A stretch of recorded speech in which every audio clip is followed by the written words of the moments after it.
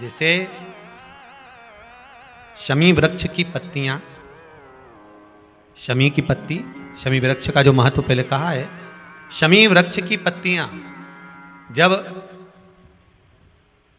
अदालत में या कानूनी कोई प्रोसेस के अंतर्गत कानूनी कोई कार्रवाई हो गई है या कोई अटका है काम, तो शमी की पत्तियों को 5 जगह पर चढ़ाया जाता है उस कार्य को निपटाने के लिए। पहला, अशोक सुंदरी की जगह पर। अशोक सुंदरी की जगह कहाँ है आपको मालूम है, पहले भी बताया। जैसे ये शिवलिंग है, ये जलाधारी गोल, उसके सामने ये चरण, बीच में जो एक मोटी सी लाइन होती है वो अशोक सुंदरी की जगह है। तो अशोक सुंदरी की जगह पर शमी पत्र को चढ़ाया जाता है। अब शमी पत्र अशोक सुंदरी की जगह पर एक स्थान, दूसरा शिवलिंग के ऊपर, तीसरा जहां शिवलिंग रखा है, जहां शंकर का शिवलिंग रखा है उस कटी भाग पर शमी पत्र को चढ़ाया जाता है। चौथा, नंदी का जो चरण उभरा उठा हुआ दिखे वहां शमी पत्र चढ़ाया जाता है। पांचवा, शंकर भगवान के मंदिर के द्वार पर शमी पत्र चढ़ाया जाता है। केवल एक ही बार चढ़ाना चाहिए। जिस कामना से चढ़ा रहे हो, जो अदालत में कार्रवाई चल रही हो या कोई प्रशासनिक परेशानी आ गई हो या कोई काम अटका पड़ा हुआ है, तो उसके लिए चढ़ाया जाए। 5 स्थान है हमारा शमी पत्र को समर्पित करने के।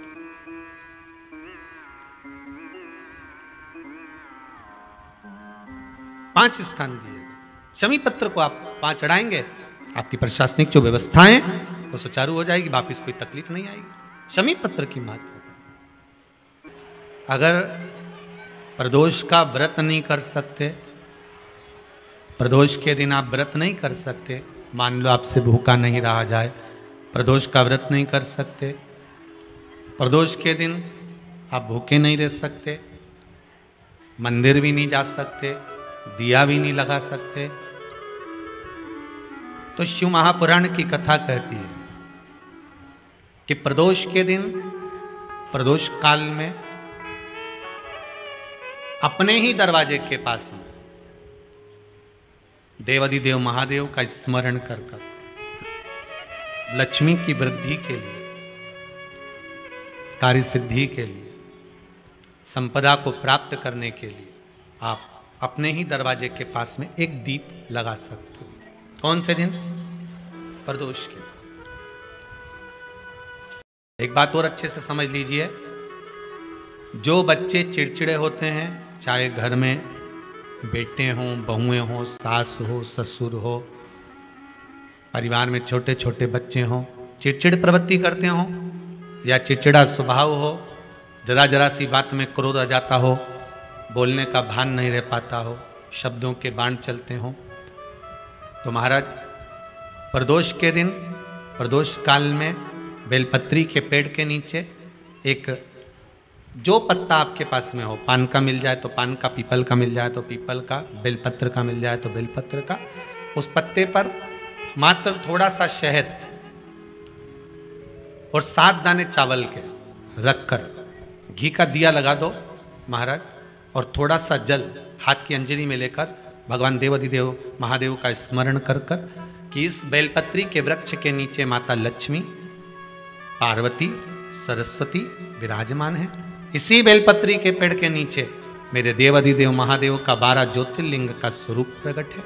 उनका स्मरण कर कर जल चढ़ा दीजिए और उसका स्मरण कर लो जो चिड़चिड़ प्रवृत्ति करता हो, क्रोध करता हो, जिसको बोलने का भान नहीं होता हो, सम्मान नहीं देता हो, अपशब्द कहते हो, उनका स्मरण कर कर आप छोड़ेंगे। एकदम एक प्रदोष करेंगे, दूसरे प्रदोष तक तो आपको कोई दिक्कत ही नहीं। 2-3 प्रदोष कर कर देखिए, बाबा कृपा करें। बच्चों को पढ़ने का कह रहे हो, पढ़ने बैठो, पढ़ने बैठो, पढ़ने बैठो, पढ़ने बैठो, तो एक आध प्रयास बच्चों के लिए भी कर लिया करो कि भाई ठीक है। जैसे वैकुंठ चतुर्दशी वाला उपाय हमारे YouTube पर भी डला हुआ है, आप उसको निकाल कर सुनना, वैकुंठ चतुर्दशी के दिन प्रयास करना, बच्चे लोग विद्या में प्रबल होंगे।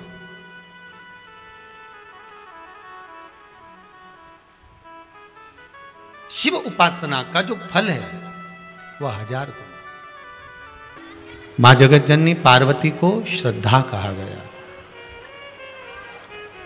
और मेरे देवाधिदेव महादेव को विश्वास कहा गया।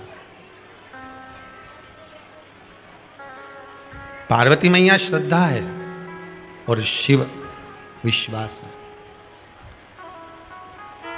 श्रीमद् भागवत कथा में आपने श्रवण करा होगा कि भगवान कृष्ण ब्राह्मण देवता जब पत्र लेकर आए थे तो उस पत्र में ब्राह्मण देवता के उस पत्र को सुनकर भगवान कृष्ण कहते हैं कि ब्राह्मण देवता आप जाकर कह दो रुक्मणी जी से कि वो श्रृंगार करके जगदम्बा के मंदिर चली जाए, मैं उसको लेने के लिए उसके भवन पर पहुंच जाऊंगा।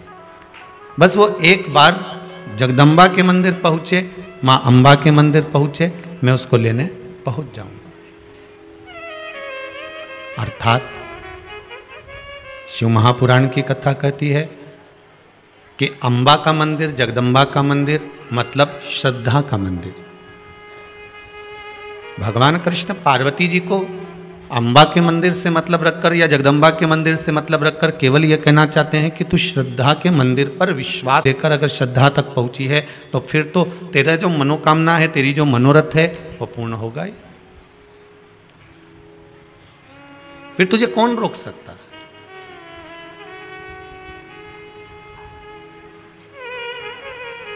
भरोसो दृढ़ इन चरणन कैरो, श्री वल्लभ नक चंद्र चटाविन सब जग माही अंधेरो।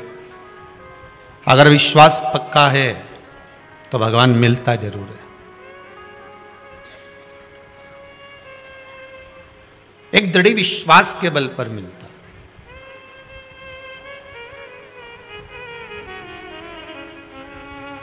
और अगर विश्वास पक्का नहीं है, भरोसा अगर पक्का नहीं है तो फिर परमात्मा मिले कहां से? यहां तक शिव महापुराण की कथा कहती है कि घर में आप रह रहे हैं, परिवार में आप रह रहे हैं तो बस एक बात का ध्यान कर रहना कि हम जिस परिवार में, हम जिस घर में रह रहे हैं, जितने लोग घर में निवास करते हैं, इनके प्रति हमारा विश्वास होना चाहिए। अगर परिवार में भी हमारा विश्वास नहीं है तो हम उसमें भी सुखी नहीं रह सकते।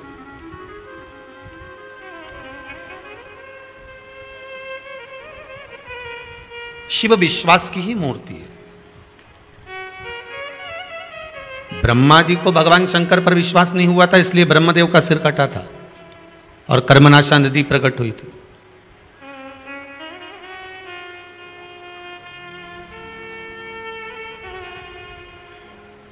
विश्वास का बल कितना प्रबल होता है महाराज। अगर एक दृढ़ विश्वास लेकर आप जिस पथ पर जा रहे हो, आप दृढ़ विश्वास लेकर जिस मार्ग पर चल रहे हो, वो मार्ग आपका सुलभ होगा। आज एक बुजुर्ग माता, जब सुबह 10 बजे आपसे हम मिल रहे थे, उसके पहले एक बुजुर्ग माता से हम मिले। जब उसको लेकर आए थे तो ऐसे गोदी में उठाकर लेकर आए थे, शायद कहीं बैठी होंगी। तो आज वो जब आई तो लाठी टेकते टेकते हैं,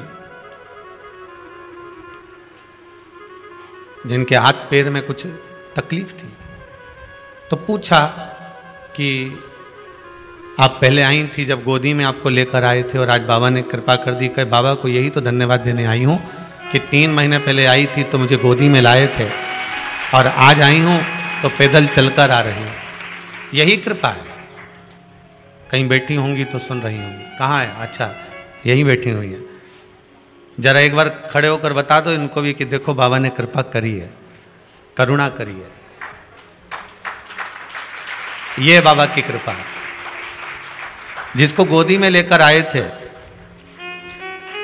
और आज वो लाठी टेक कर कमरे तक आ जाती हैं, तो यही शिव की कृपा है हमारा। उसकी कृपा बिना कुछ नहीं होता। उदारता मेरे शंकर की है। रामचरितमानस में तो यहां तक मेरे तुलसी बाबा लिखते हैं कि गूंगा अगर बोल नहीं पाता तो वो भी शंकर पर अगर विश्वास कर ले तो बोल जाता है। रामचरितमानस को प्रारंभ करते समय कहा कि लंगड़ा भी पहाड़ लांग जाता है अगर विश्वास पक्का हो तो। लूला भी अपने हाथ से कार्य करने पड़ता है, कार्य करने लगता है अगर विश्वास पक्का हो तो। कितना विश्वास लेकर आए हो? जितने लोग इस कुबेरेश्वर धाम में आए हैं या जितने लोग आस्था टीवी पर कथा सुन रहे हैं या बच्चे फेसबुक यूट्यूब पर मेरी बेटियां, मेरे युवान भाई, बच्चे आधिकाधिक जो इस पावन कथा को श्रवण कर रहे हैं, एक विश्वास लेकर ही तो सुन रहे कि बाबा आज नहीं सुना तो कल सुनेगा, कल नहीं सुना तो परसों सुनेगा। पर हमारी जो कामना है, ये विश्वास रखता हूं कि बाबा पूर्ण जरूर करेगा, उसको छोड़ने वाला नहीं हूं, वो पूरी जरूर करेगा। उसके बल पर हम जी रहे हैं। भरोसो दृढ़ इन चरणन करो, श्री वल्लभ नक चंद्र छटा बिन सब जग माही अंधेरो। आपकी दृढ़ता, आपका विश्वास प्रबल हो। एक ब्राह्मण का पावन चरित्र बड़ा सुंदर आता है महाराज, बड़ा सुंदर चरित्र। एक ब्राह्मण जो गांव में निवास करता है, और ब्राह्मण देवता जिस गांव में रह रहे थे एक मंदिर था, जिस मंदिर में शंकर जी का शिवलिंग था, और मंदिर में शंकर जी के शिवलिंग का पूजन करना, अर्चना करना, निवेदन करना, वही कार्य उनका था, बस वही कार्य। ब्राह्मण देव शंकर भगवान के शिवलिंग का पूजन करते, अर्चना करते।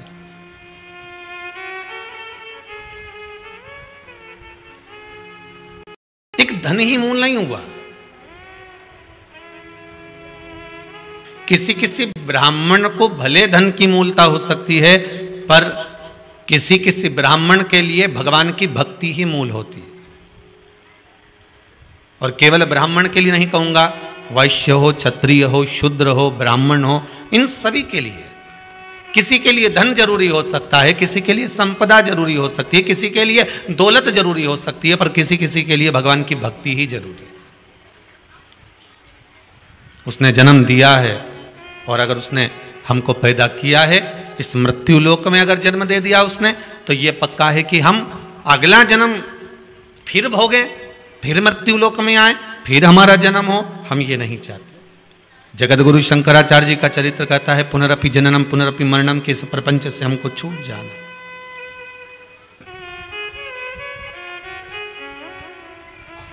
बार बार जन्म लेकर करोगे भी क्या?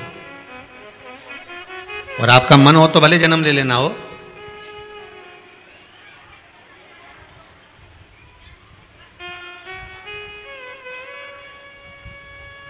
एक बार आपसे प्रश्न किया था इसी व्यासपीठ से कि कहां जाना चाहते हो, वैकुंठ की नरक? बोला था एक बार इसी व्यासपीठ से। किसी एक भाई ने व्हाट्सएप पे लिखकर भेजा है, जहां सियोर वाला गुरुजी जाएगा वहां लिख कर दिया उसने।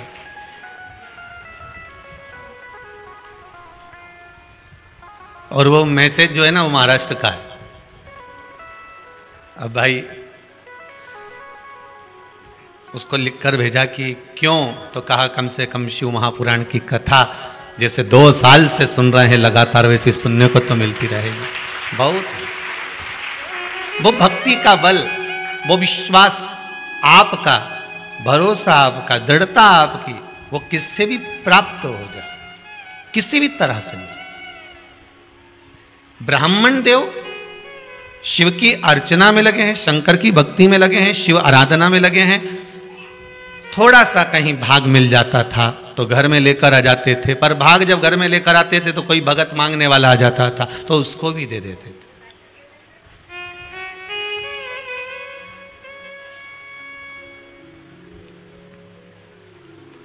दान अगर ब्राह्मण ले रहा है तो दान देने की प्रेरणा भी ब्राह्मण दे रहा है। आप सबको मालूम होगा, पहले के समय पर जितने साधु सन्यासी तपस्वी साधक उपासक संत महात्मा पीठाधीश मठाधीश जितने भी आते थे, ये किसी दूसरे के घर में जाकर भोजन ग्रहण नहीं करते थे, ये ब्राह्मण के घर में ही जाकर अन्न भाग ग्रहण करते थे। और इसका प्रमाण अगर कोई कहे कि ये कहाँ लिखा हुआ है, इसका प्रमाण क्या है, तो आप श्रीमद् भागवत को उठाकर देख लीजिए, अजामिल की कथा।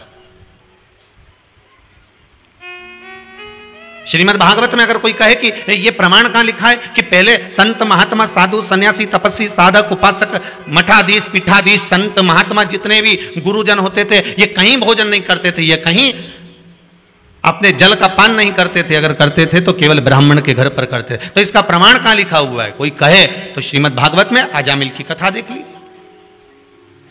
अजामिल एक वेश्या की ओर आसक्त हो जाता है और वेश्या की ओर आसक्त होकर वेश्या से विवाह कर लेता है। ब्राह्मण होकर उसने वेश्या से विवाह कर लिया। गांव में संत आ गए, साधु आ गए, उन्होंने आवाज लगाई, भैया कोई ब्राह्मण का घर है? तो गांव के लोगों ने हंसी उड़ाने के लिए कह दिया, एक ब्राह्मण का घर है पर उसकी धर्मपत्नी वेश्या है। संत पहुंच गए उसके दरवाजे पर, आवाज लगाई, ए ब्राह्मण देव, ए अजामिल, ए अजामिल। अजामिल बाहर निकल कर आए, बोले महाराज अजामिल आप ब्राह्मण हो? हाँ। आपका क्या गोत्र है? हमारा ये गोत्र है। अच्छा,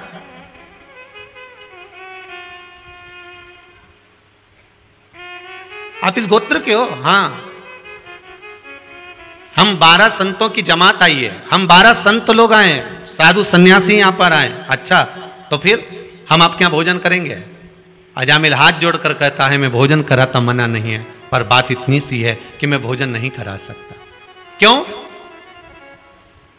क्योंकि मेरी धर्म पत्नी वैश्या है, मैंने उससे शादी करी है।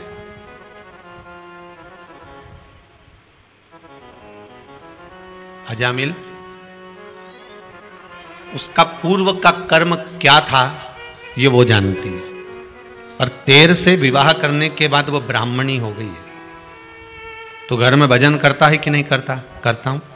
तो सूर्य नारायण को अर्घ देता है कि नहीं देता? देता हूं। तो गायत्री करता है कि नहीं करता? करता हूं। यज्ञोपवीत धारण करता है कि नहीं करता? करता हूं। मस्तक पर तिलक धारण करता है कि नहीं करता? करता हूं। शिखा धारण करता है कि नहीं करता? करता हूं। तो तेरी धर्म पत्नी भी ब्राह्मणी हो गई, तू तो भोजन बना, हम भोजन करेंगे। मतलब ये प्रमाण है श्रीमद् भागवत में कि संत साधु सन्यासी तपस्वी साधक उपासक ब्राह्मण का घर ढूंढकर भोजन करते थे। भोजन कराओ। और संतों ने जब भोजन ग्रहण करा, भोजन ग्रहण करने के बाद संतों ने अजामिल से कहा कि अब दक्षिणा दो। अजामिल हाथ जोड़कर बोले, मैं ब्राह्मण हूं, मेरे पास में इतना धन नहीं, वैभव नहीं कि मैं आपको दक्षिणा दे सकूं। मैंने पहले ही भोजन कराने से पहले कहा था कि दक्षिणा नहीं दूंगा, तो मेरे पास है ही नहीं, मैं क्या दूं आपको। संतों ने कहा अगर दक्षिणा नहीं है तुम्हारे पास में, तो हमें दक्षिणा में कोई पैसा नहीं चाहिए, हमें दौलत और धन नहीं चाहिए, हमें तो दक्षिणा में केवल एक वचन चाहिए। क्या वचन? कि तुम्हारी धर्मपत्नी के गर्भ से अगली जो संतान होगी उसका नाम तुम नारायण रख देना, बस इससे ज्यादा कुछ भी नहीं चाहिए। उसका नाम तुम नारायण रख दो, इससे ज्यादा हमें कुछ भी नहीं चाहिए। और उस बेटे का नाम अजामिल ने नारायण रख दिया। दिन रात नारायण आओ, नारायण खाओ, नारायण पानी पी लो, नारायण ये कर लो, नारायण वो कर लो। अंतिम समय में जब यम के दूत बंदी बनाने के लिए आए तो नारायण को याद करा। अब ये नारायण तो नहीं आया पर वो नारायण आ गया। अर्थात एक तत्व हमारा कहता है, शिव महापुराण की कथा कहती है कि आपका जो भाव अगर शुद्ध है, अगर ब्राह्मण दान ले रहा है तो ब्राह्मण दान देने की प्रेरणा भी दे रहा है। भोजन कराकर, भजन कराकर, स्मरण कराकर, सत्संग। पहले के समय में चाहे वैश्य हो, चाहे क्षत्रिय हो, चाहे ब्राह्मण हो, चाहे शूद्र वर्ण हो, ये चारों जो वर्ण थे ये दान करना भी बहुत अच्छे से जानते थे।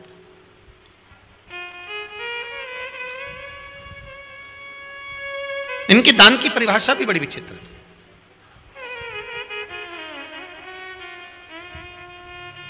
कोई केवल यही नहीं है कि आपने कुआं बनवाया, आप ही ने बावड़ी बनवाई, आप ही ने केवल मंदिर बनवाया, या आप ही ने कोई आश्रम बनवाया, या आप ही ने गौशाला, या आप ही ने वृद्धाश्रम बनवाया। नहीं नहीं नहीं, शिव महापुराण की कथा तो यहाँ तक कहती है कि पुराने संवाद उठाकर देखिए। अगर पहले के समय में लिखा हुआ आता था कि इन्होंने बावड़ी बनवाई, इन्हें कुआं बनवाया, इन्हें पेड़ लगवाया, इन्हें ये करवाया, अर्थात दान धर्म पुण्य सत्कर्म संकीर्तन ये हर जगह पर विराजमान था।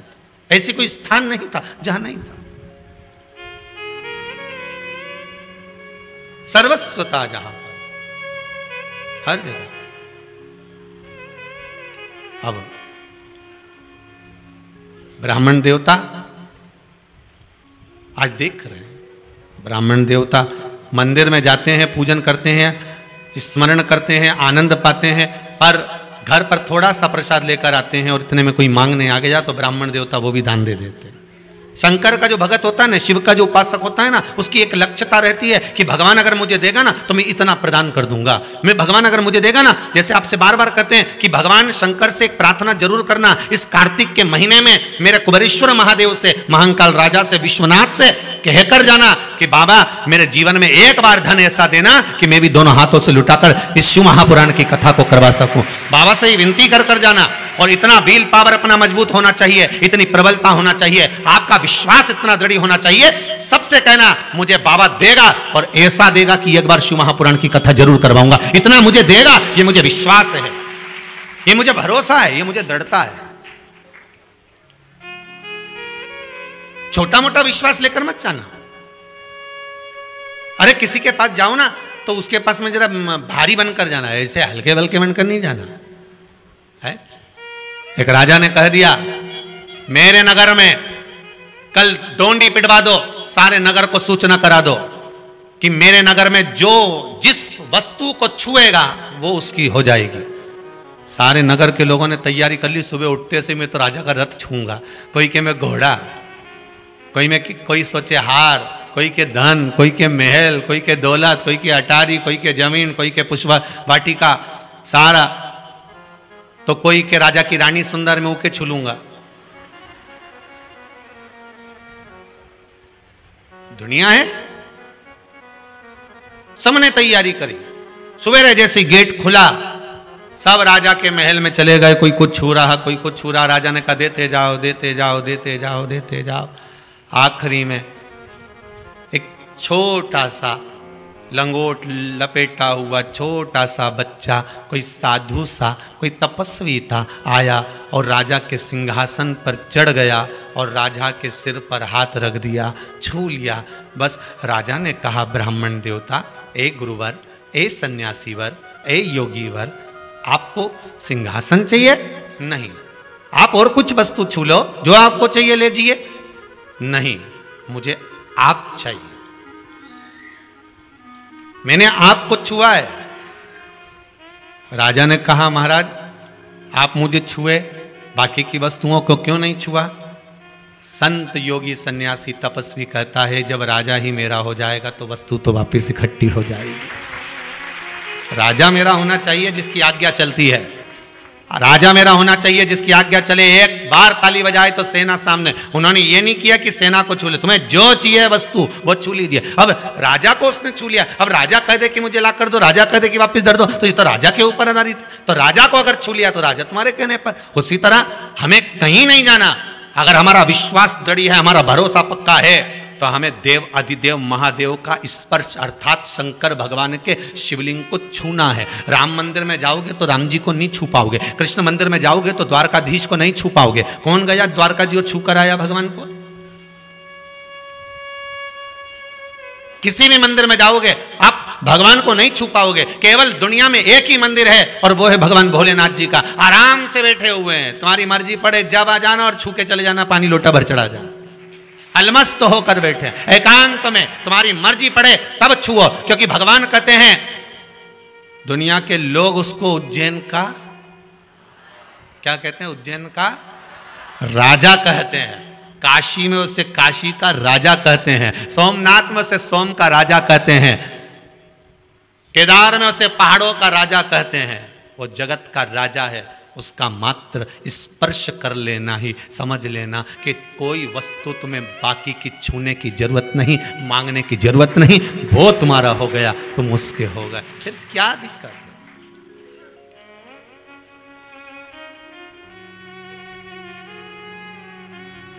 फिर क्यों सोचना?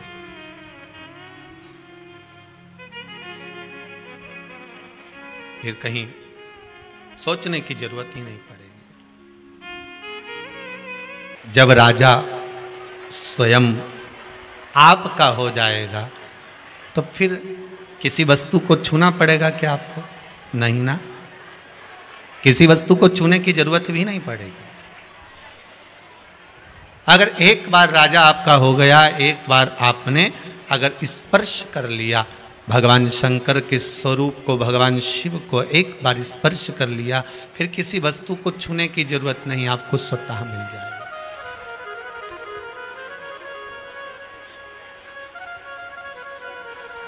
अब हम संसार की वस्तुओं को छूने का प्रयास करते हैं और भगवान कहते हैं कि तुम मुझे एक बार छू कर देख, एक बार मेरा स्पर्श कर दे। जब एक बार तूने मुझे छू लिया, स्पर्श कर लिया, फिर कहीं जाने की जरूरत नहीं पड़ी। क्यों सोचना? कौन पूछता?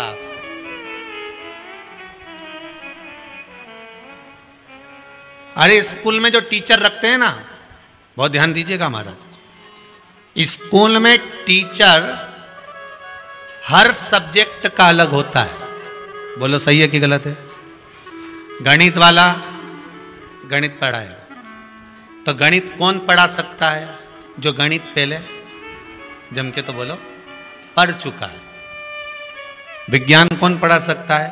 जो विज्ञान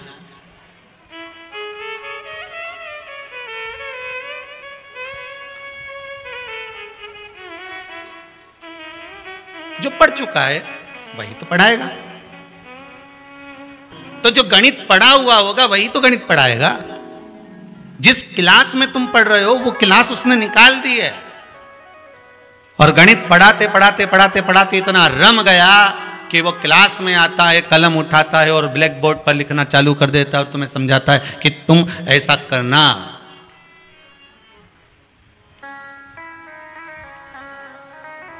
जब तुम कोई हल करने बैठो और तुम्हारे पास में अंक कम पड़ जाए तो 2 उधर से ले लेना। जब तुम्हारा भी विवेक काम नहीं करे तो पड़ोसन से जाके शिव महापुराण का 2 उधर से ले लेना। बस गणित जो पढ़ चुका होगा वही तुमको पढ़ा रहा होगा। विज्ञान जो पढ़ चुका होगा वो विज्ञान पढ़ा रहा होगा। फिजिक्स जो पढ़ चुका होगा वो फिजिक्स पढ़ा रहा होगा। केमिस्ट्री जो पढ़ चुका होगा वही केमिस्ट्री पढ़ा रहा होगा।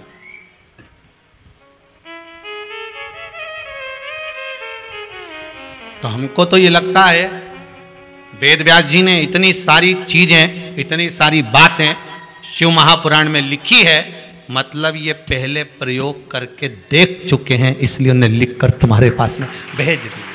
टीचर प्रबल है, और टीचर अगर पक्का है, जिसने पढ़ाया लिख दिया। कई टीचरों ने अपनी अपनी किताब भी लिखी है, तुम पढ़ कर देखना, उसमें लिखा रहता है डॉक्टर, उन्होंने ये किताब लिख दी, उन्होंने वो किताब लिख दी, उन्होंने ये लिख दिया, तो उन्हें लिखी, मतलब पहले उन्होंने पढ़ाई करी, पढ़ाई करने के बाद उन्होंने अध्ययन करने के बाद अपने जीवन में उतार लिया कि हाँ इसके करने से ये फल होगा, ऐसा करा जाएगा तो उससे ये मिलेगा। भगवान शंकर को काली तिल चढ़ाने से ये होगा, काली मिर्च चढ़ाने से ये होगा, भगवान शंकर के शिवलिंग का निर्माण करने से ये होगा, भगवान शंकर को बेलपत्र चढ़ाने से ये होगा, भगवान शंकर को जल चढ़ाने से ये होगा, भगवान शंकर को दूध चढ़ाने से ये होगा, पंचामृत चढ़ाने से ये होगा। उन्होंने पहले प्रयोग कर देख लिया। मतलब टीचर सब चीज हल करके देखता है, उसके बाद तुम्हारे सामने आता है। कोई ऐसे ही कोई स्कूल में रख लेता है? जो तुम्हें पढ़ा रहा है कोई ऐसे ही होगा?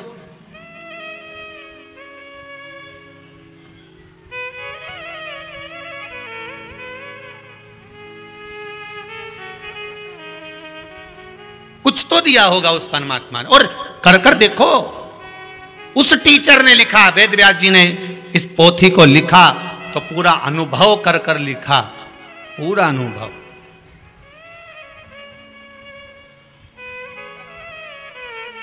और देखो, किसी भी प्रश्न को पहले हल कर कर देखो कि हो रहा है कि नहीं हो रहा। केवल घबराना नहीं है,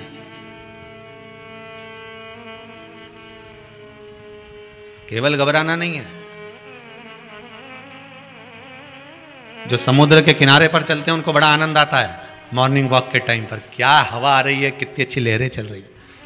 पर वो चलने वाले को ये नहीं मालूम कि वो जो नहा रहा है ना समुद्र की लहरों में, उसको देखकर इसका जीवड़ा कुड़ता कितना अच्छा नहा रहा है। पर जो नहा रहा है उसके मन में आता है कि मैं नहा तो रहा हूं, परंतु एक वो अंदर गोता लगा रहा है समुद्र के अंदर, उसको कितना मजा आ रहा होगा। जो गोता लगाना चालू करा तो उसके मन में आया एक बिल्कुल नीचे तक जा रहा है और इतनी नीचे पहुंच गया कि वहां से सीप में से मोती लेकर आ रहा है। बस हमें भी वही करना है, केवल किनारे तक नहीं रहना, केवल शिव महापुराण को केवल यहां से सुनी, यहां से निकाल दी, बच्ची कुछ ही थी, कपड़ा में से झटकार दी। घर पहुंचे तो लोगों ने पूछा क्या गई थी, कहां गई थी? सियोर गई थी। क्या करने? कथा सुनने के लिए। क्या लेके आई? खिचड़ी का प्रसाद।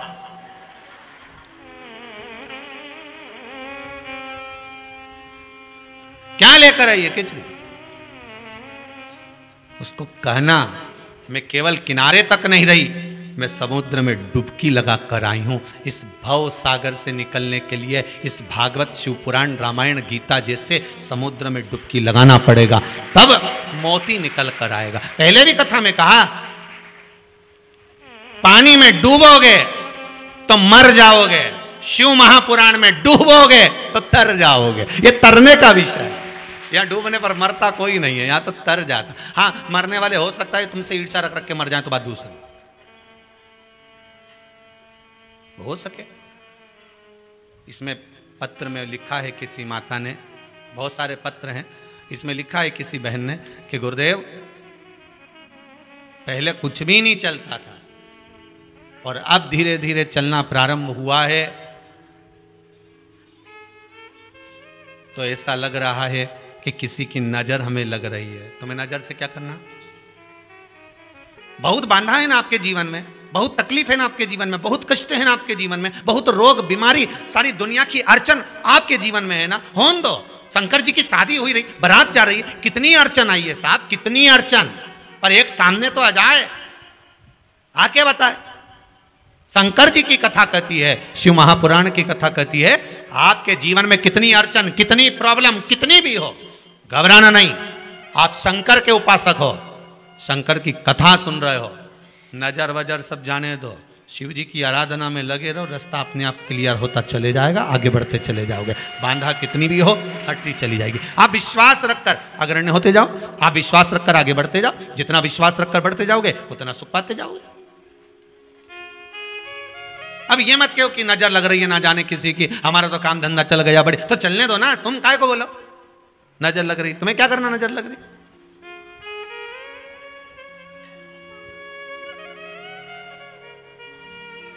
और इतना लोगों की दुकान चले उनके नहीं लगे, तुम्हारे ही लगे?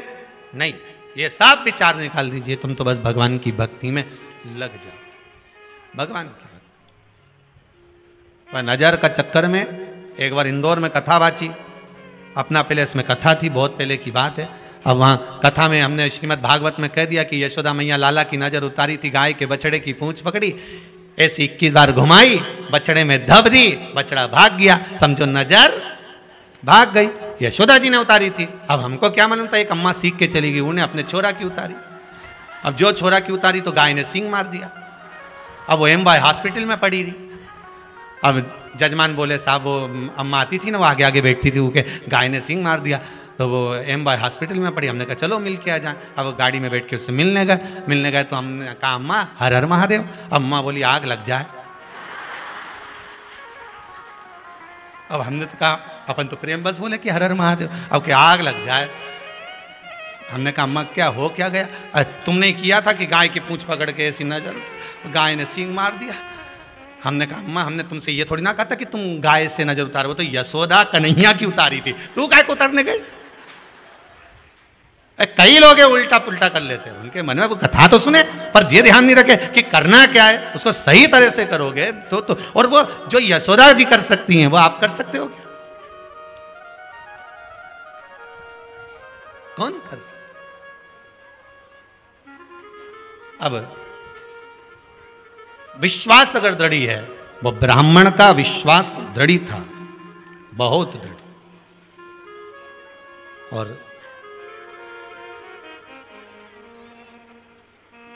ब्राह्मण का जब विश्वास दृढ़ी रहा, शंकर जी की आराधना में डूबा रहा, जो लेकर आता, कहीं कोई मांगने वाला आ जाता तो उसको दे देता। पत्नी बड़ी दुखी थी। बताओ, एक तो घर में कमाई नहीं हो रही, एक तो घर में इनकम नहीं हो रही, एक तो घर में कुछ आ नहीं रहा, और ऊपर से बच्चा कुछ थोड़ा लेकर आते हो तो वो किसी दूसरे को दे देते हो।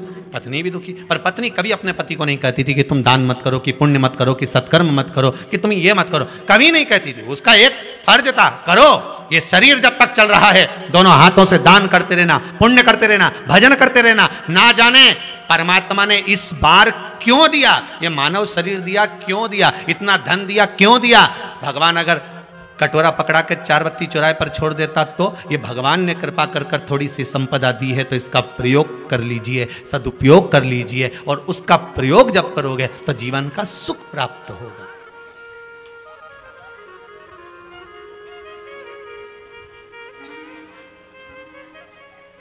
एक होता है गुणवंत, क्या होता है? गुणवंत। एक होता है धनवंत, एक होता है शीलवंत, एक होता है भगवंत, एक होता है श्रीमंत। शिव महापुराण की कथा कहती है गुणवंत होना, धनवंत होना, श्रीमंत होना, गुणवंत होना, ये सब अपने हाथ में नहीं है। धनवान वो बनाएगा तब तुम बन पाओगे, गुणवान वो बनाएगा तब तुम बन पाओगे, शीलवान वो बनाएगा तब तुम बन पाओगे। शीलवंत, गुणवंत, धनवंत, श्रीमंत, ये सब बनना हमारे हाथ में नहीं है। पर शिव महापुराण की कथा कहती है एक तुम्हारे हाथ में है, भगवंत बनना तुम्हारे हाथ में है। तुम भगवान के भगवंत बन जाओ तो भगवान धनवंत भी बना देगा, श्रीमंत भी बना देगा, गुणवंत भी बना देगा, शीलवंत भी बना देगा, सब कुछ दे देगा।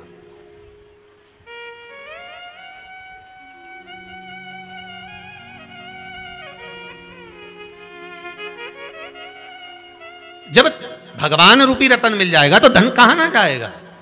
एक छोटा सा गरीब व्यक्ति, एक गरीबड़ा अगर कुछ गलत काम करे ना तो लोग कहते हैं बताओ उनके छोरे ने ये कर दिया। और बहुत सेठ वाला व्यक्ति, बहुत पैसे वाला व्यक्ति और छोटा व्यक्ति अगर मदिरा का भी पान करे, मदिरा का भी पान कर ले तो लोग कहते हैं बताओ उसने मदिरा पी ली। और बड़ा व्यक्ति अगर मदिरा का पान करे, वो तो बड़े घर के हैं साहब, अब उनके तो फैशन है, वो तो सब चले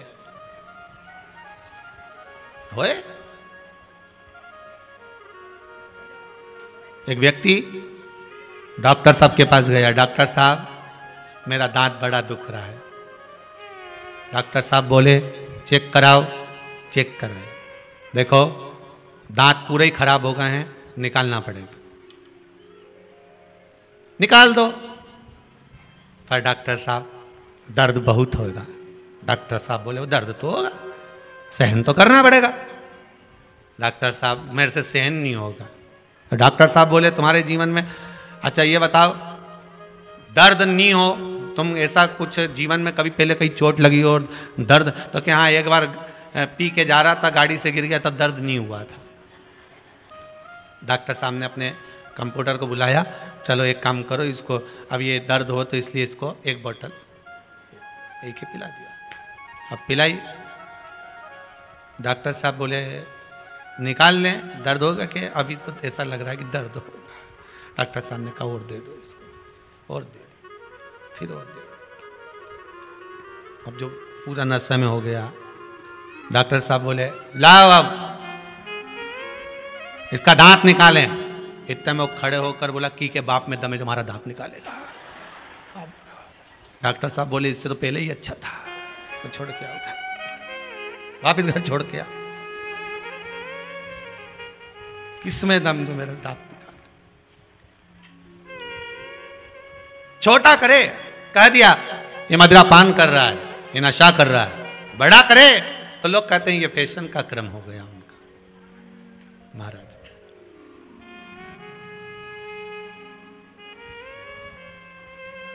बहुत विचित्र है दुनिया के लोग। एक बात कहें, आप सुखी होकर 2 रोटी अगर अच्छे से खा रहे हो ना तो विश्वनाथ का धन्यवाद देते रहना कि बाबा तू बहुत दे रहा है, कोई कमी नहीं है, कोई कमी नहीं। भगवान को बारंबार धन्यवाद देते रहना कि तेरी कृपा है जो मिल रही है 2 रोटी, ये बाप की कृपा से मिली। ब्राह्मण देव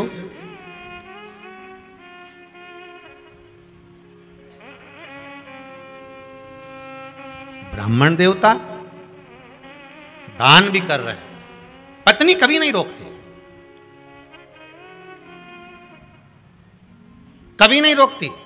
एक आज की पत्नी होती तो बात उससे। मनुष्य के शरीर में 1036 नाड़ियां होती हैं।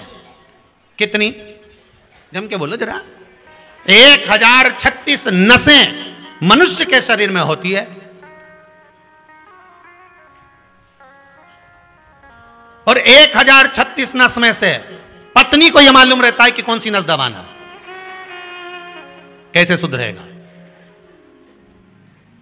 1036 में से वो 36 सवाई को सब मालूम है। जरा से तुम उड़े और वो पहुंची, मेरे को सब मालूम है, मेरे से फालतू की बात मत करना। तुम अब पार्टी में क्या कर रहे थे मेरे से मुंह से मत सुनना, बिल्कुल मैं तुम्हें बता दे रही हूं। इतने में तो वो बैग उठाया, ऑफिस चले गया। ओके मालूम है अभी नस दबा देगी 2 मिनट में। कई पर होती है कहीं कहीं की धर्म पत्नी। एक होती है पत्नी जो पति को पतन के रास्ते पर ले जाती है, एक होती है धर्म पत्नी जो पति को धर्म के पथ पर ले जाती है। यहीं से मतलब नहीं आप किसी भी शिव मंदिर में जाना, कार्तिक का महीना चल रहा है, शंकर जी के मंदिर में जाकर अगर दीपदान कर रहे हो, शंकर जी के मंदिर में जाकर दिया लगा रहे हो, बेलपत्री के पेड़ के नीचे, पीपल के पेड़ के नीचे, आंवले के पेड़ के नीचे दीप प्रज्वलित कर रहे हो, बाबा का नाम लेकर श्री शिवाय नमस्तुभ्यम बोलकर शंकर जी का गुणगान गाकर आप लगाकर देखो दीप, बाबा क्यों ना सुनेगा, क्यों ना सुने।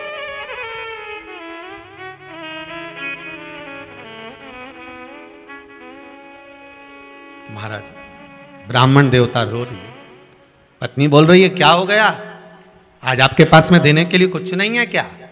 धर्म पत्नी कहती है अंदर से भोजन ला कर दे दी, कोई दरवाजे से खाली ना जाए।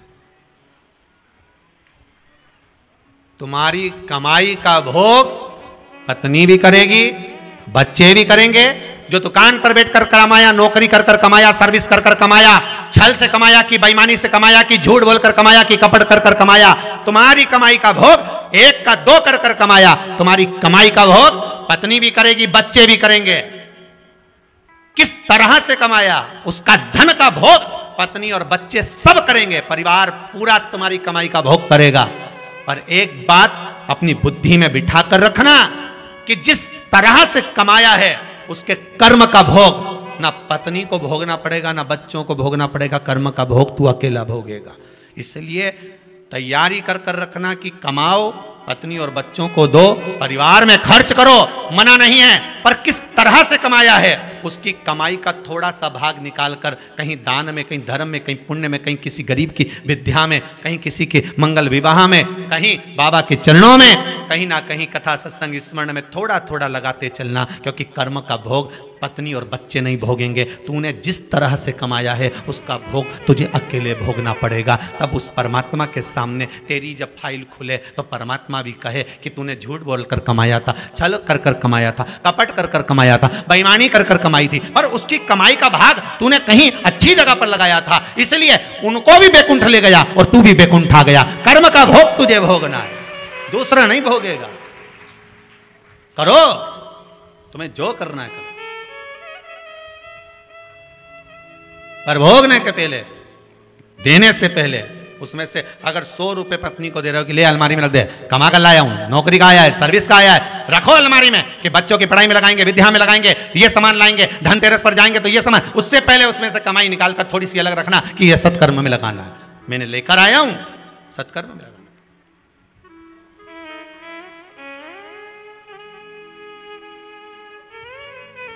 सत्कर्म की ओर लगा।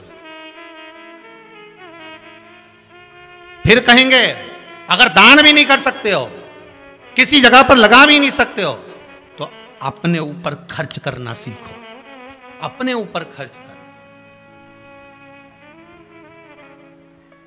एक ही जोड़ मोजे, उसके भी अंगूठे फट गए, मोजे पीछे रह गए, अंगूठा बाहर निकल गया।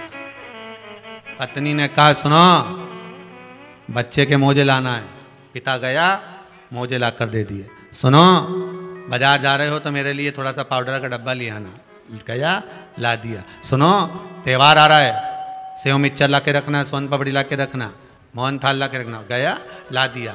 पर व्यक्ति जब खुद के ऊपर खर्च नहीं कर पाता, मन करता है कि अब बाजार जाऊंगा तो मोजे खरीद के लाऊंगा, फिर बाजार गया काम इतना था नहीं खरीदा, फिर गया फिर काम इतना था नहीं खरीदा, खुद के लिए नहीं कर पाता।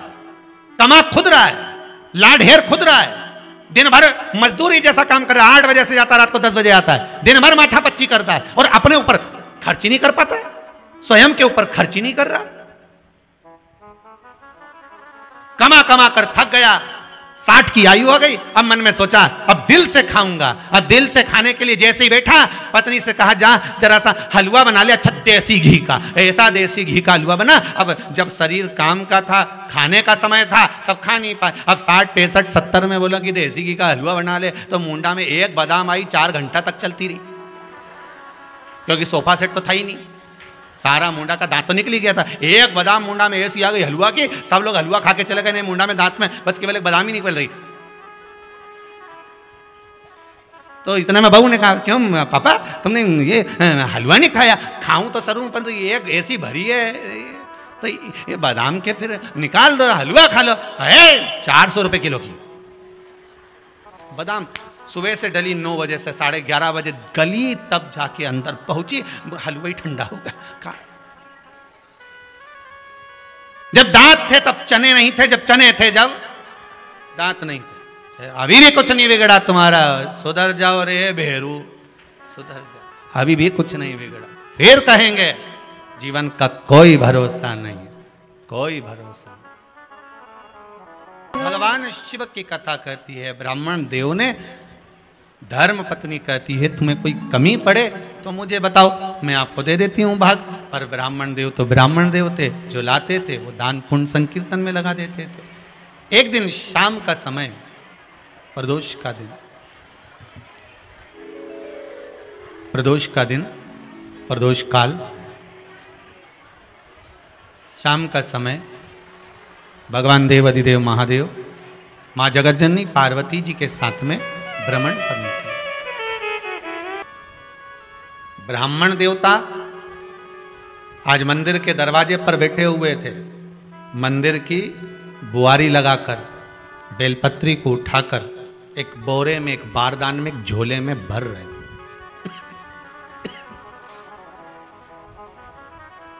एक बारदान में, एक बोरे में, एक झोले में भर रहे हैं। पहले भी कथा में काज फिर कहते हैं, शिव मंदिर में जल बाद में चढ़ाना, शंकर के मंदिर में जाकर पंचामृत स्नान बाद में कराना, शंकर जी के मंदिर में जाकर पूजन बाद में करना।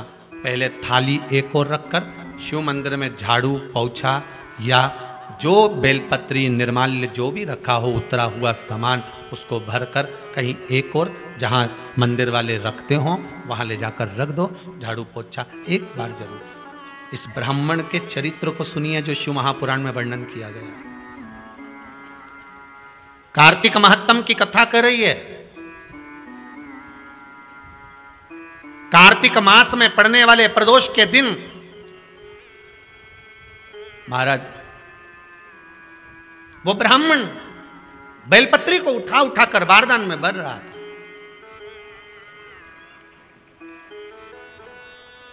पूजन करने से पहले सबसे पहले सफाई का ध्यान रखो, और एक विश्वास रखना, आप मंदिर की सफाई नहीं कर रहे हो, फिर निवेदन करूंगा आपको, आप मंदिर की झाड़ू नहीं लगा रहे हो, आप मंदिर की सफाई नहीं कर रहे हो, आप मंदिर में पोछा नहीं लगा रहे हो। जितना हाथ आप मंदिर में फेर रहे हो सफाई के लिए, उतना आपके जीवन में जितना दुख है, जितनी तकलीफ है, जितना कष्ट है, जितनी बीमारी है, उस पर हाथ फेर रहे हो, मंदिर में नहीं फेर रहे हो। नहीं तो सारी दुनिया में जितने मंदिर हैं, सारे मंदिरों में ट्रस्टियों ने कुछ ना कुछ लगा के रखा है। स्वीपर आता है, साफ करके जाता है, ये आएगा सफाई कर जाएगा, पंडित जी होंगे तो बुआरी लगा देंगे, पंडित जी होंगे सफाई कर देंगे। उन्होंने तो पंडित जी को बोल के रखा है कि साफ कर दो, पंडित जी करते भी हैं, पर पहला फर्ज आपका है कि आप मंदिर में आए हो तो पहले आप सफाई करो। क्यों? क्योंकि हम उसका द्वार साफ रखें। आज के समय में तो एक नियम हो गया साहब कि मंदिर में जाते हो तो मंदिर के दरवाजे पर चप्पल उतार के जाते हो, नहीं तो शास्त्र रीति तो ये कहती है कि मंदिर में भगवान सामने बैठा है तो उसके सामने चप्पल भी नहीं उतारना चाहिए। तो कई लोग कहते हैं मंदिर के अंदर थोड़ी ना उतार, हम तो जीने से भी बाहर, एकदम गेट के बाहर वहां उतार, पर सामने तो है ना, सम्मुख में तो है। तुम्हारे यहां अगर 4 लोग दिवाली मिलने आते हैं ना, तो तुमने चप्पल रखने का भी स्टैंड बनाकर रखा है, साइड में उतारिए, दिल्ली पर मत उतार देना, थोड़ा साइड में उतारो, सामने से सब आते जाते रहते हैं, सामने उतारो, सम्मुख में क्यों उतार रहे हो?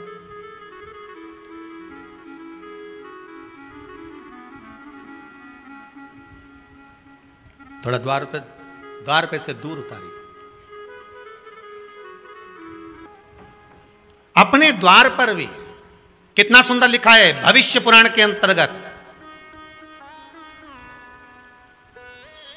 और विष्णु पुराण में भृगु बाबा का चरण का चिन्ह भगवान विष्णु की छाती पर रहा। भगवान विष्णु की छाती पर भृगु बाबा के चरण का चिन्ह रहा।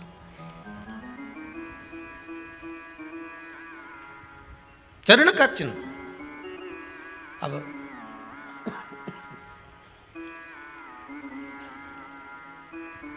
भविष्य पुराण में लिखा है कि अगर हम मंदिर के द्वार पर घर के चौखट के एकदम सामने चप्पल उतार देते हैं 7 बार दिन भर में से, कितनी बार?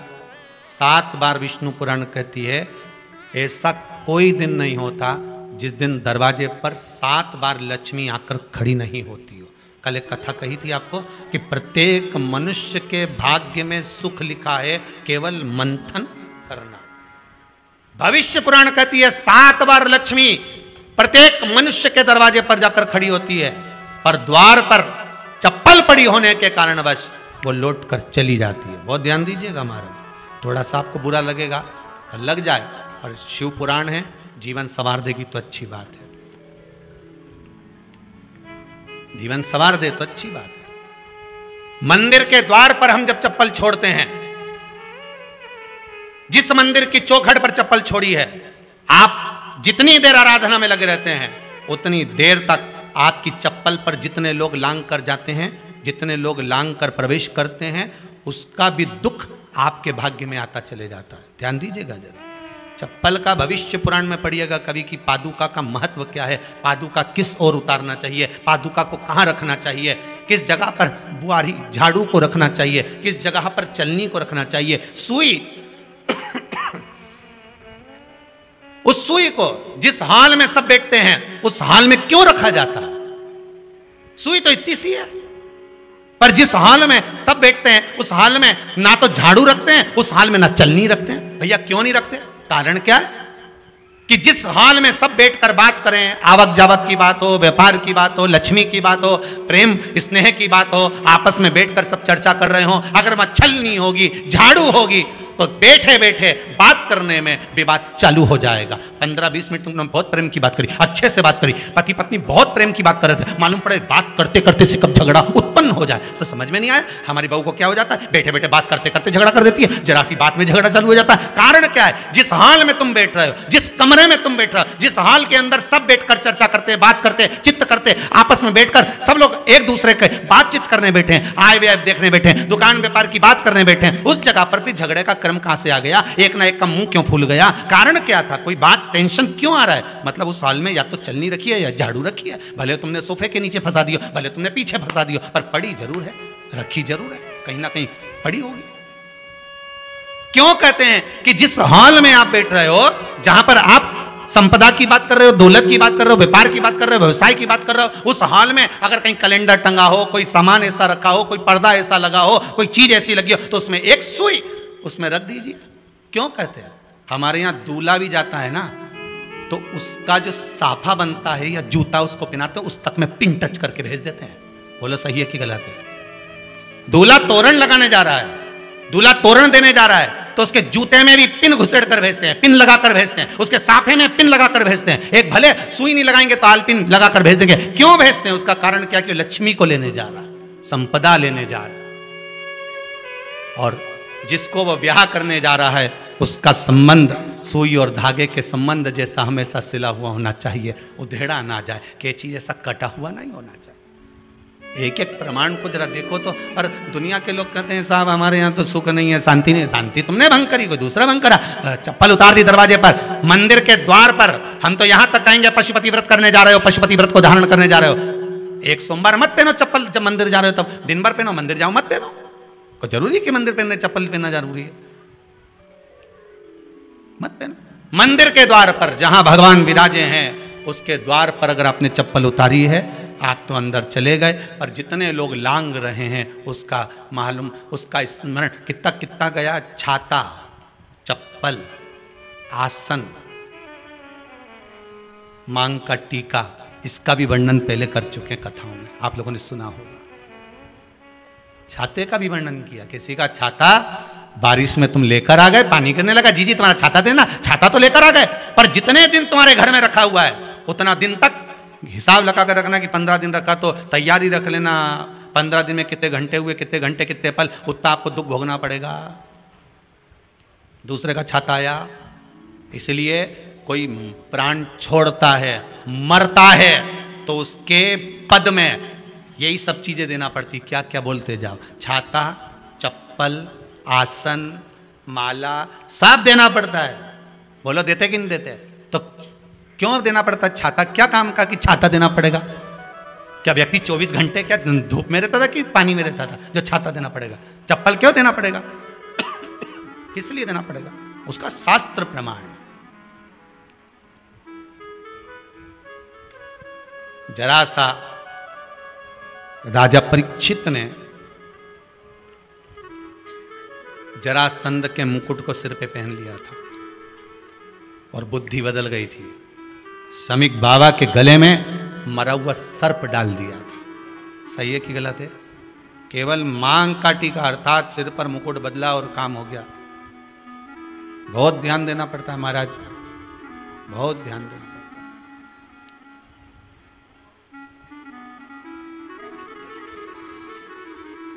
तुम्हारी चप्पल कोई ले गया, तुम रो रही, किसी ने पूछा क्या हो गया? मेरी चप्पल कोई ले गया था, फिर मैं दूसरे की ले गई। तुम्हारी कोई दूसरा ले गया, तुम दूसरे की।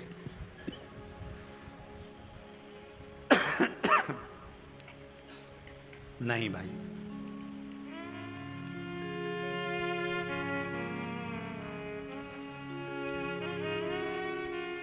उसको प्राप्त करने के बहुत तरीके हैं। एक सत्य बात कहें, 7 बार लक्ष्मी प्रतिदिन मनुष्य का द्वार झांकने के लिए आती है। ऐसा कोई दिन नहीं जाता जिस दिन तुम्हारा भाग्य भगवान पलटने के लिए नहीं बैठा हो। वो तो इंतजार करता है कि ये गेंद फेंके और मैं चौका छक्का लगा दूं। वो कहते हैं ना, एक ओवर में कितनी गेंद फेंकते हैं? जम के बोलो। अरे एक ही फेंकते हैं। एक ओवर में कितनी गेंद फेंकते हैं? एक। वही गेंद बार बार फेंकते हैं ना, गेंद तो एक ही है नहीं। वो तो बार बार गिनाया तो 6 बार गिना, तो फेंकी तो एक ही है कि बदल बदल के फेंक दी, पीली नीली हरी गुलाबी? नहीं, एक ही है। बदल बदल कर आया, गेंद एक ही थी, फिर फेंका कि ये तो वाइट निकल गई, फिर फेंकी, गेंद वही है, गिनती में 6 जा रही है। 1 साल निकल गया, 1 दिन निकल गया, फिर गेंद फेंकी, अरे साहब एक भी रन नहीं बना, फिर फेंकी, अभी भी नहीं बना, फिर फेंकी तो क्या बाउंड्री तक तो पहुंच गई है। अब की बार जो फेंकी तो क्या ऊपर से निकल गई, सीधे 6 पे पहुंच गई। भगवान भी ये कहता है, एक ही गेंद है, 6 बार फेंकी है।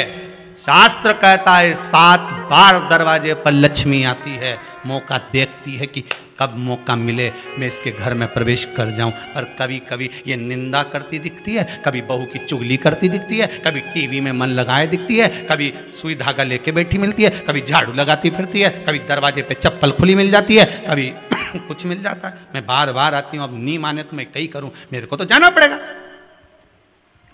मेरे को तो जो नियम है, सर्विस करने वाला, नौकरी करने वाला तो टाइम पे आएगा। तुम भले कंप्यूटर चलवाओ, चाहे मोबाइल उड़वाओ, चाहे तुम लिखा पढ़ी करवाओ, बोलो सही है गलत है, उसको तो करना है। बोलो साहब क्या करना पड़ेगा? लग जाओ कंप्यूटर पे, लग जाओ, उठाओ मोबाइल, ये तो उसको तो करना है। वो तो टाइम पे पहुंच गया 9 बजे। लक्ष्मी जी भी टाइम पे आती है, आई दरवाजे पे क्या देखा उसने कि ऐसा ऐसा है। कई कई की तो आदत पड़ी, रोटी घर में बना हुआ सारा दाल चावल सब्जी वब्जी जो बच गई उठा के मैं दरवाजे के पास में रख के आ गई। लक्ष्मी जी सोचे बताओ, ऐसा तो पहले से रख, अंदर चली गई और ऐसा खिला दिया तो मैं तो नहीं जाऊं। लक्ष्मी जी वापिस चलती। कई लोगों की आदत, आटा छना हुआ, ऊपर की जो चापड़ थी, उन्होंने कहा गाय खा के चली जाएगी, ओटला पे पटक के आ गई। लक्ष्मी जी इतने में आई कि चापड़ तो यहाँ पटक के चली गई, मैं काय को जाऊं, छलनी में से जा उधर, नहीं जाऊं। कितना कितना कहा है महाराज, केवल एक दिन का इंतजार रहता है, दिवाली आए लक्ष्मी जी हमारा घर आएगी ने लीप लिया ने पोत लिया ने मांडना भी मांड लिया, लक्ष्मी जी का पाँव भी मांड लिया ना, कमल का फूल भी मंगवा लिया, गेंदा की माला भी बुलवा ली, सारी गेंदा वेंदा की माला दरवाजे पे भी लगा दी, चौक मोक घूर के बेटी इंतजार में लक्ष्मी जी आएगी, लक्ष्मी जी आएगी। लक्ष्मी जी बोली मैं तो रोज आऊँ री जी, मैं तो रोज आऊँ, पर कहीं करूँ थारी बुद्धि काम नहीं करे, मैं कहीं करूँ, मैं तो रोज आऊँ। फिर के लक्ष्मी मैया अब की बार आ गई तो जाजे मती दी, बड़ी तकलीफ में हूँ। लक्ष्मी जी बोली नहीं जाना तो पड़ेगा, दिवाली का दिन है, हमारे 10 के घर जाना पड़ता है, बड़ी मुश्किल से तो गुजिया पपड़िया मिलता है, नहीं जाऊंगी तो अच्छा नहीं लगेगा, तो जाना तो पड़ेगा, पर रोज आऊंगी, प्रतिदिन आऊंगी। तू अगर मुझे रोक सकती है और अपने घर में बुला सकती है तो बुला ले, और आऊंगी मैं प्रतिदिन और जाऊंगी भी मैं प्रतिदिन। लक्ष्मी आती भी खूब है और जाती भी खूब है, एक जगह टिकती कभी नहीं है, बस उसको बुलाने का तरीका होना चाहिए। रोज भगवान चाहता है कि तेरा दिन फिर जाए।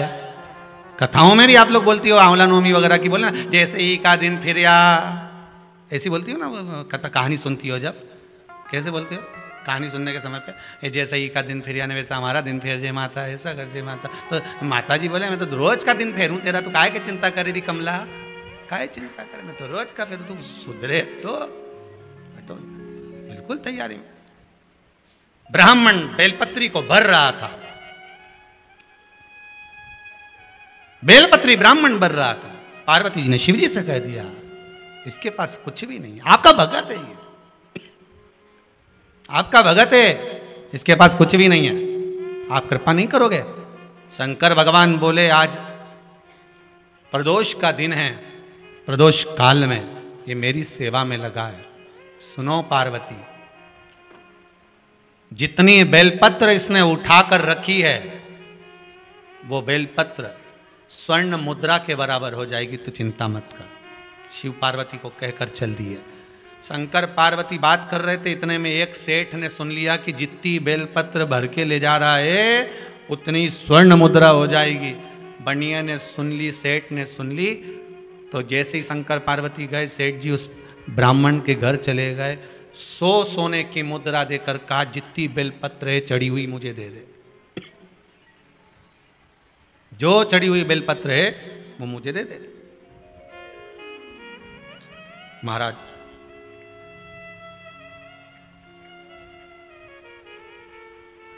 अब चढ़ी हुई, ब्राह्मण देवता ने पूछा आप करोगे क्या, क्या करोगे इस चढ़ी हुई बेलपत्र का। महाराज ये चढ़ी हुई जो बेलपत्र है ना, आप मुझे दे दो, मैं 100 स्वर्ण मुद्रा आपको देता हूं।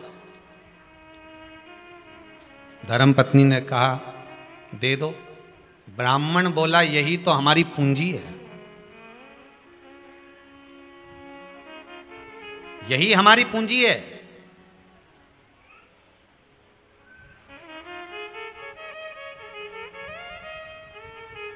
जब आप भगवान की पूजन करो, पूजन करने के बाद जब विसर्जन होता है देवताओं का, आप पूजन पे से ब्राह्मण निर्माल्य उतारते हैं, तो यजमान का कार्य है जो निर्माल्य नीचे उतारा गया है उसको नेत्रों से लगा कर रखना चाहिए, क्योंकि ये यजमान की पूंजी है, ये ब्राह्मण की पूंजी है। कर्मकांडी ब्राह्मण, पूजन करने वाला ब्राह्मण, भगवान की भक्ति में डूबने वाला ब्राह्मण, भगवान के भजन में, मंदिर देवालय में पूजन करने वाला ब्राह्मण जब यजमान से पूजन कराता है, पूजन कराने के बाद जब निर्माल्य को उतारता है, जो चढ़ी हुई वस्तु है जब वो निर्माल्य होती है उसको उतारा जाता है, तो ब्राह्मण भी यजमान से कहते हैं इसको नयनों से लगा लीजिए। ये साधारण नहीं है। ब्राह्मण देवता ने कहा ये मेरी पूंजी है जो भगवान पे से उतरी है, मैं अपनी बेलपत्र क्यों दूं, नहीं दे दो। 100 सोने की स्वर्ण मुद्रा भी तो मिल रही है, अपने बच्चों का पेट भराएगा। ब्राह्मण ने 100 स्वर्ण मुद्रा के लिए दे दिया। बनिया ले गया बेलपत्र को, भगवान ने कहा था ये बेलपत्र धोकर ब्राह्मण चढ़ाएगा तो इसको उतनी स्वर्ण मुद्रा प्राप्त होगी जो उतरी हुई। आपको पहले भी कहा केवल एक बेलपत्र ऐसी है जो उतरने के बाद धोकर फिर चढ़ा दो। बनिया बैठ गया, आज नहा धो के स्नान करके चढ़ाने लगा।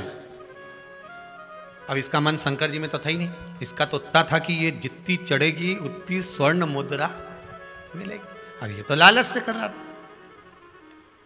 चढ़ती गई, सुबह से शाम हो गई, भगवान नहीं आए।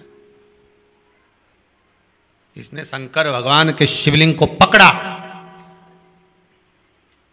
और उस बनिए ने, उस सेठ ने शिवलिंग को पकड़कर कहा, ए शंकर,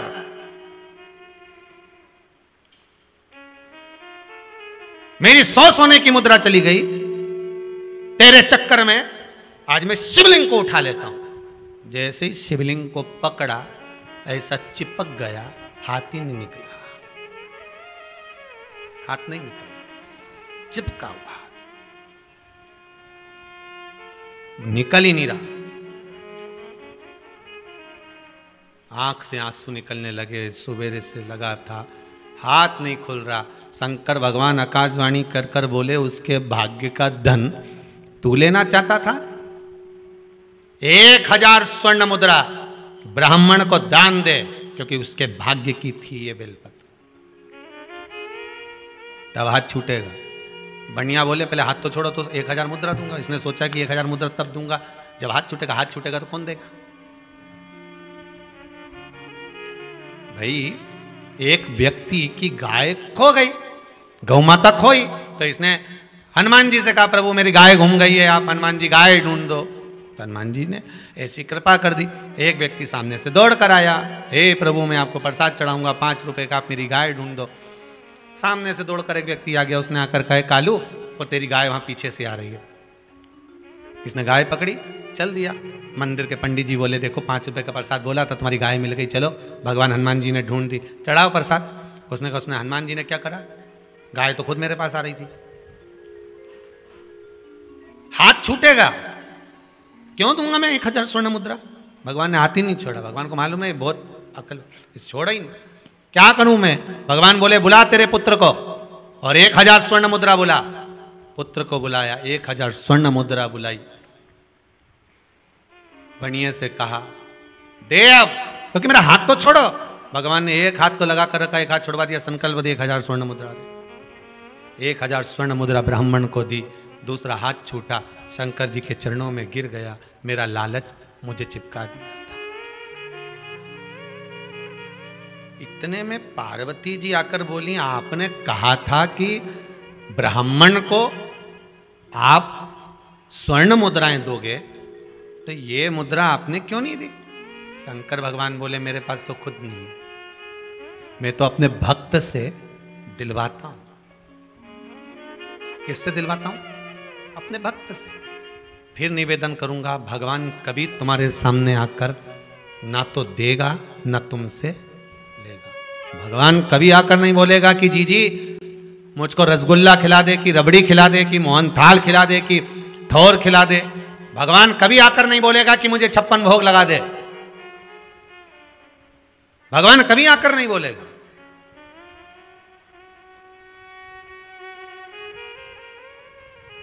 भगवान तो किसी को एक माध्यम बनाएगा और भेज देगा, जा तेरा वो काम हो जाएगा। माध्यम बनाकर भेजा।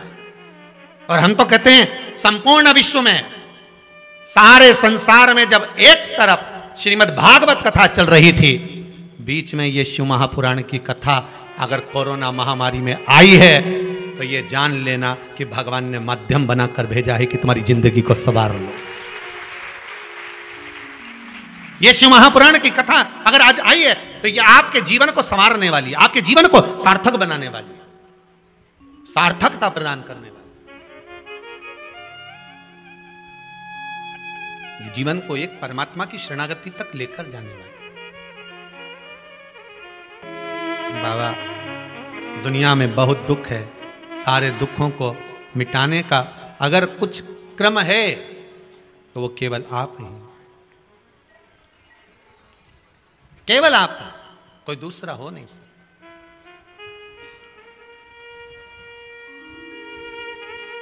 भगवान कभी सामने आकर नहीं देगा, भगवान कभी तुम्हारे सामने आकर लेगा भी। भगवान तो किसी को माध्यम बना देता है। देव ऋषि नारद के अहंकार को तोड़ना था तो देव ऋषि नारद से तप करवा लिया। इतना अहंकार देव ऋषि नारद में आ गया कि मैंने कामदेव को जीत लिया। तो शंकर जी के पास जाकर कहते हैं कि मैंने काम को जीता है जिसको आप नहीं जीत पाए। शिव जी ने अपने गले की रुद्राक्ष की माला दे दी। ये ले रुद्राक्ष की माला।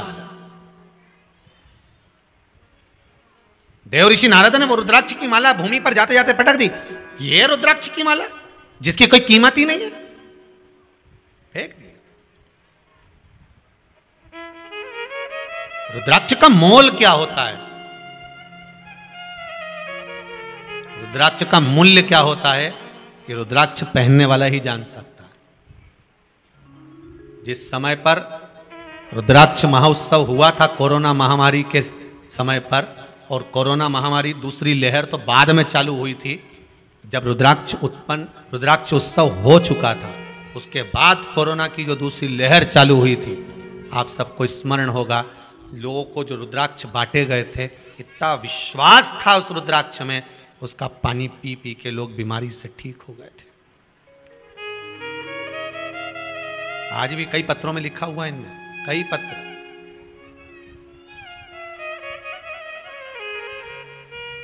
कई ठीक हो गए। क्या कीमत है उस रुद्राक्ष की, क्या शुल्क होगा रुद्राक्ष का। तुलसी की माला की कीमत क्या है, कोई मीराबाई से पूछ ले। मीराबाई ने एक शब्द बड़ा सुंदर कहा, हमारे कमी पड़ी, 9 लाख हार पड़े हैं, मीरा पहन ले, आभूषण पड़े हैं वो पहन, तुलसी की माला की कीमत क्या है। मीराबाई कहती है, सुनो राणा, रात को मरूंगी, आधी रात को सारा आभूषण उतार लिया जाएगा, केवल एक तुलसी की माला धागे में पड़ी रहेगी तो वो उतारी नहीं जाएगी। यम के दूत सोने के आभूषण नहीं देखते, यम के दूत रुद्राक्ष की माला और तुलसी की माला ही देखते हैं। उनको एक ही चीज नजर आती है, उसके सिवाय कुछ नहीं। सोने की माला पहनोगे फिर वही बात आ गई।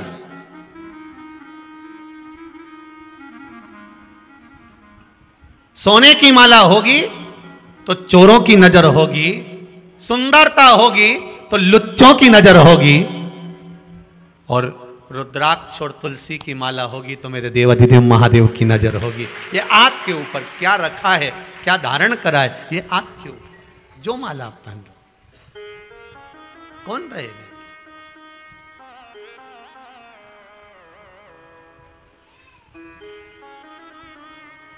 कीमत क्या है रुद्राक्ष की, कीमत क्या है तुलसी की, कीमत क्या है उसको जानो। तुलसी की संविधा, तुलसी की लकड़ी, तुलसी का दल, तुलसी की मंजरी, तुलसी की पत्ती, उसका महत्व क्या है समझ में आए तब जाने ना। सारे चंदनों में सर्वश्रेष्ठ चंदन होता है हरि चंदन, जो तुलसी की जड़ को घिसकर बनाया जाता है। तुलसी की जड़ को घिसकर बनाया जाता है, हरि चंदन भगवान को समर्पित होता है, सर्वश्रेष्ठ चंदन माना गया। जैसे आपको कल कथा में कहा था, कल या परसों में, कि बेलपत्र के पेड़ की छाल मिल जाए तो उसको भी घिसकर चंदन बनाकर शिव को लगा सकते। पीपल के वृक्ष की छाल मिल जाए तो उसको घिसकर चंदन बनाकर शिव को लगा सकते। कितना महत्व है उसका, कितना। महाराज शमी के वृक्ष की छाल, उसका भी चंदन बनता, वो भी शिव को चढ़ता है। चंदन की महत्वता। तो यहां शिव महापुराण की कथा कर रही है। देव ऋषि नारद के भीतर जो अहंकार आ गया था, भगवान शिव ही अहंकार देने वाले थे, और जो रुद्राक्ष की माला दी, फेंक दी, चल दिए, चले भगवान विष्णु के यहाँ पहुंचे, क्योंकि शंकर जी ने तो मना कर दिया था कि बताना मत, पर भगवान विष्णु के यहाँ जाकर उन्होंने बता दिया, भगवान विष्णु के यहाँ जाकर कह दिया। कई लोगों की आदत रहती है, डोंडी पीटने की बड़ी आदत रहती है, साहब मैंने तो ऐसा करा, मैंने तो इतना का दान दिया, मैंने तो इतना का ऐसा करा। अरे डोंडी पीटी क्यों पीटी, कर दिया, भूल गए, छोड़ दो अब उसको कि आपने क्या करा, क्या करा उसको छोड़ दो, आप नहीं बोले। जाकर नारद जी ने कहा भगवान के सामने, भगवान विष्णु के सामने आदत रहती है। गौतम बुद्ध ने अपने शिष्य से कहा मुझे पानी पीना लेकर आ, जल्दी जाओ, जल्दी जा पानी लेकर, प्यास लग रही है, जल्दी जाओ, मेरा कंठ सूख रहा है, पानी लाओ। गौतम बुद्ध के शिष्य गए पानी लेने के लिए, वापस लौट कर आ गए, महाराज हम पानी नहीं लाए। क्यों? वहां कोई कपड़ा धो रहा था, कोई बर्तन धो रहा था, कोई अपनी गाड़ी धो रहा था, पानी इतना गंदा था, हम कैसे लेकर आते? वापिस आ गए। गौतम बुद्ध ने कहा बहुत तेज प्यास लग रही है, पानी तो लाना पड़ेगा, प्यास बहुत तेज लग रही है, जल्दी जाओ पानी लाओ, जाओ जल्दी से। ठीक है, गए, फिर गए, 4 घंटे हो गए आए नहीं, 6 घंटे हो गए आए नहीं, 7 घंटे हो गए, तब एक घड़ा पानी का भर कर लाए। गौतम बुद्ध ने कहा इतनी देरी कर दी? शिष्य बोले गुरुदेव पानी पर से सब कपड़े धोने वाले गए, बर्तन धोने वाले गए, गाड़ी धोने वाले गए, पानी की जो गंदगी थी वो नीचे दबी, मिट्टी नीचे हुई, पानी एकदम जब शांत हो गया तब हम भरकर लेकर आए। हमने इंतजार करा तब जाकर ये निर्मल जल मिला। गौतम बुद्ध ने कहा अपने शिष्य को बस यही मानव का जीवन है, दुनिया बहुत गंदगी फैलाएगी, कोई काम, कोई लोभ, कोई विषय, कोई आसक्ति, कोई वासना, कोई तृष्णा, कोई निंदा, कोई चुगली, कोई अपशब्द, कोई गाली, कोई ताने। आप जब जल भरने जाओगे, जल मतलब कथा सुनने जाओगे, आप जब सत्संग करने जाओगे, आप जब मंदिर जाओगे, आप जब धर्म की जगह पर जाओगे, आप रोज किटी पार्टी जाओ कोई कुछ नहीं कहेगा, आप रोज होटल जाओ कोई नहीं कहेगा, आप रोज एंजॉय करने जाओ कोई नहीं कहेगा, पर आप जब कथा में लग गए, धर्म में लग गए, सत्संग में लग गए, भजन में लग गए, कथा में जाना चालू कर दिया तो फिर लोग कमेंट्स करना चालू कर देंगे, ए बताओ ये भी उसके चक्कर में पड़ गई बस सीहोर वाला के, बताओ वो तो खुद ढोंगी ठहरा, ले कहने वाले कहीं कम पड़े, मुंह से कहते फिरे और के आग लगे बस्ती में अपन रहो। दुनिया के लोग कहेंगे अरे कहाँ चक्कर में पड़ गई, वो टोटका बताता रही है, काम करता रही, ये भी उसके चक्कर में पड़े। लोग तो कहेंगे, उनका तो काम है कहना, क्यों डरे?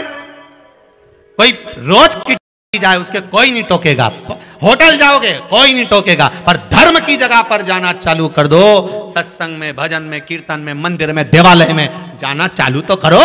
तुम रोज रोज मंदिर जाना चालू कर दो तो लोग कहेंगे अपने आप को सती सावित्री समझ रही है, बताओ रोज लोटा उठा के चल दी, बताओ रोज बड़ी बड़ी व्रत करे, बड़ी आई पशुपति व्रत करे, दुनिया के लोग ताने कसना चालू कर देंगे। इनका काम ही है, ये यमराज के छोरा छोरी पैदा हुए हैं, ये कुछ छोटे मोटे हैं।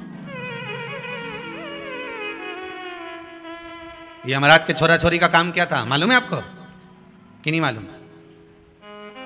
बोलो तो सही। भगवान के छोरा छोरी का काम क्या है?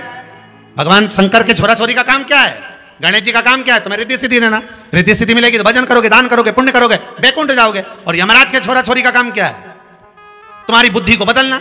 जैसे तुम सत्संग में जाने लगोगे वो तुम्हारे को टांग खींचेंगे, कैसी बन के चल दी, इतनी कथा में जा रही है, अपने आप को धर्मात्मा समझने लगी, ऐसा हो गया। ये यमराज के छोरा छोरी तुम्हें वहां से हटा के वापिस गलत जगह लगाएंगे, मतलब अपने पिताजी के पास ले जाएंगे, और भगवान के छोरा छोरी भगवान के पास ले जाएंगे। अब मर्जी तुम्हारी कि तुम ये यमराज के छोरा छोरी के कहने में आओ कि भगवान के छोरा छोरी के कहने में आओ। नहीं तो दुनिया के लोग तो कहेंगे कहाँ चक्कर में पड़े हो आके, क्या करने जामा कुबेरेश्वर धाम जंगल में, कहीं करे फालतू का पैसा बर्बाद करके। इंदौर से गाड़ी भरा भरा के आए, रतलाम से आए, नहीं मुंबई से आए ना, पुणे से आए, मतलब ये आ गए पोरबंदर से, क्या मतलब इतना फालतू के चक्कर में पड़े हो। दुनिया के लोग कहेंगे तुमसे, बहुत कहेंगे ये यमराज के छोरा छोरी कम नहीं है, ढेर पड़ा है। तुम रोज रोज कथा सुनोगे ना तो कहीं का निंदा करने वाला, चुगली करने वाला मिल जाए, समझ लेना ये यमराज का छोरा है। तुरंत जैसे ही कहीं का तुम्हारे को बस मना करने वाला मिल जाए, जैसी बुराई करने वाला मिल जाए, कहाँ चक्कर में पड़े, कहाँ सी ओर जा रहा है, वो महाराज के चक्कर में पड़े, वो में तो अकल ही नहीं होता, कथा ही बात नहीं है, समझ लेना यमराज की छोरी है, ब्याह करके इंदौर आ गई, यमराज की है। पहचान, इनके पहचानने का सबसे सुंदर तरीका यही है। एक जगह कथा हो रही थी, एक व्यक्ति ने खड़े होकर पूछ लिया, महाराज जी आप कहते हो कि कथा में 33 कोटि देवी देवता जाते हैं, तो कथा में नारद जी जाते हैं कि नहीं जाते? हमने कहा जाते हैं। तो आप कैसे पहचानोगे कि नारद जी कथा में आए? आप पहचानोगे कैसे कि नारद जी कथा में आए? हमने कहा नारद को श्राप लगाए कि तू एक जगह नहीं बैठ सकता, जो बार बार जाए, बार बार आए, फिर आए, समझ जाना नारद भरा गया है। तुरंत पहचाना जाएगी, उसमें कौन सी दिक्कत वाली बात है? पहचानना तो अपने हाथ में।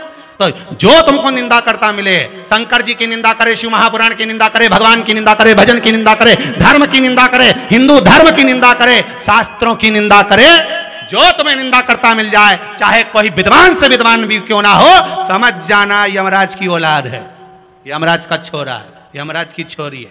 जो भगवान की निंदा करता दिखे, समझ जाना ये अपने पिताजी के पास ले जाए। हमें नहीं जाना, हमें भगवान के करीब में जाना, हमें भगवान के पास। कहां देव ऋषि नारद भटक गए, देव ऋषि नारद पहुंचे भगवान विष्णु के पास में। भगवान विष्णु ने कहा नारद जी तुमने शिव जी की निंदा कर दी, शंकर की निंदा, ये निंदा उत्तम नहीं है, ये निंदा श्रेष्ठ नहीं है। अगर भगवान की निंदा करिए देव ऋषि नारद तो तुम्हें बंदर का मुख लगेगा। देव ऋषि नारद को बानर का मुख लग गया, क्षमा मांगी, तब जाकर चंद्रभागा नदी के तट पर जाकर तब साधना करी, तब जाकर देव ऋषि नारद का जीवन सवरा और भगवान शंकर ने आकर वर प्रदान करा। शिव महापुराण की कथा कहती है भगवान श्री गणेश जी महाराज का प्रागट्य हुआ, चारों तरफ सुख समाहित होता है, भगवान गणेश जी महाराज का आनंद सुख प्राप्त होता है। गणेश जी महाराज पधार रहे हैं, पावन शिव महापुराण की कथा कार्तिक महत्तम चल रहा है। भाव भक्ति से आप कथा का रसास्वादन करते हुए अपने जीवन को सार्थक बनाएं। कथा का बड़ा आनंद आस्था चैनल के माध्यम से, फेसबुक यूट्यूब के माध्यम से आप सब श्रवण कर रहे हैं। आज की कथा यहाँ विराम की ओर ले रही है। श्री गणेश जी महाराज आ रहे हैं, जोरदार ताली बजाएं। शंकर पार्वती के साथ श्री गणेश जी महाराज पधार रहे हैं। बोल गणेश जी महाराज की जय। हर हर महादेव।